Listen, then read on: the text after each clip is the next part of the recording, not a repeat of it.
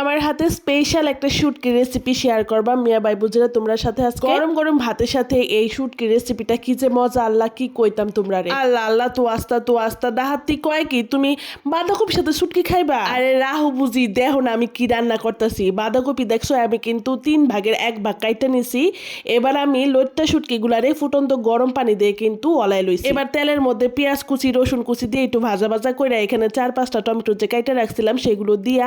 ঢাইকা একটু রান্না করে নিব এরপরে এই টমেটোর মধ্যে দিয়ে দিতেছি শুটকিগুলা ঢাকনা দিয়ে ঢাইকা কিন্তু একটু ভালো করে কষাই নিব তাহলে শুটকিগুলার ভিতরে একটু তেলটা মশলাটা ভালো করে ঢুকে এর বাদে আমি এখানে দিছি মরিচের গুঁড়া হলুদের গুঁড়া আর ধনিয়ার গুঁড়া এই মশলাটারে পানি দিয়া ভালো করে কষায়া দিয়ে দিতেছি পরিমাণ মতো লবণ এরপরে এখানে কুচায় রাখা যে পাতাকপিটা করছিলাম সেটুকু দিয়ে দিতেছি আর দিতেছি কাঁচা মরিচ কয়েকটা চিরা তো আমার মিয়া ভাই বুঝলে আমি কিন্তু এখানে আর কোনো পানি ব্যবহার করব না একদম মিডিয়াম লো হিটে ঢাইকা পাতাকপি গুলারে একদম সিদ্ধ করে নিবা আর এভাবেই কিন্তু দেখো কত মজার একটা শুটকি ভুনা তৈরি করে ফেলাইছি আমি।